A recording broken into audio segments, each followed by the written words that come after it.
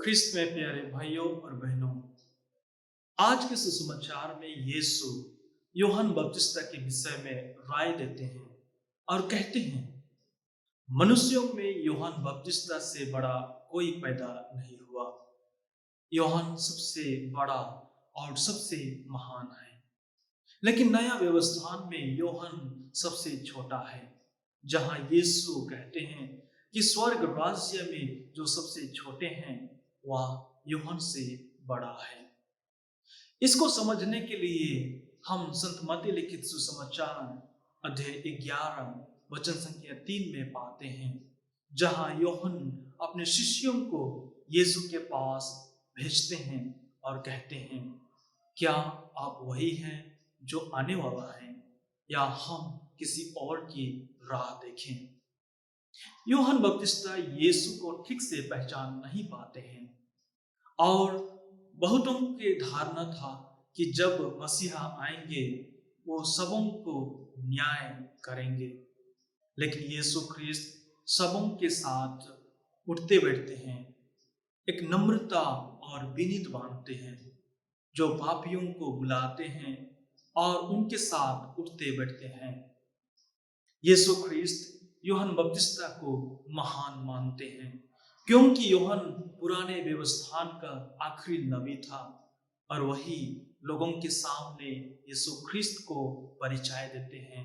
संत यूहन्ना लिखित सुसमाचार अध्याय 1 वचन संख्या 36 में हम लोग पाते हैं, जहां यूहन्ना बपतिस्ता कहते हैं, देखिए ईश्वर का मेमना, और जो नबियों के द्वारा भविष्यवाणी किया हुआ पूरा होता है। अंत में यीशु कहते हैं, जिसका कान है वह सुन ले। मसीह के आने की तैयारी के लिए इलियास को आना था और लोगों के बीच मेल मिलाप कराना था। मलाकी ग्रंथ अध्याय 3 वचन संख्या 24 में हम लोग पाते हैं। वैसे ही यूहन्ना बपतिस्ता यीशु की आने की मार्ग को तैयार करने के लिए बुलाए गए थे। संत लूकास लिखित सुसमाचार अध्याय 1 वचन संख्या 17 में हम लोग पाते हैं, और उसी में यीशु ख्रिस्त स्वर्ग राज्य के विषय में घोषणा करते हैं और स्वर्ग राज्य के विषय में सुसमाचार में प्रचार करते हैं।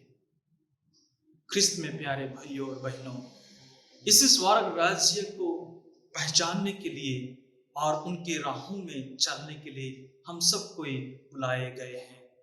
स्वर्ग राज्य के गुणों को पहचानना और उसके अनुसार चलना हमारा क्रिस्तीय जीवन का बुलाहट है।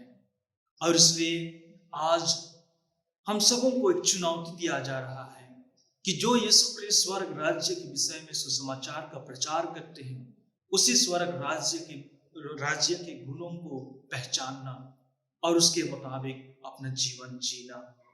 चलिए हम ईश्वर से प्रार्थना करते हैं कि ईश्वर हम सबों को अपने आशीष और कृपा प्रदान करें, ताकि हम उसी स्वर्ग राज्य को पहचान पाएं और उसके मुताबिक हमारा जीवन को जी सकें। आमीन।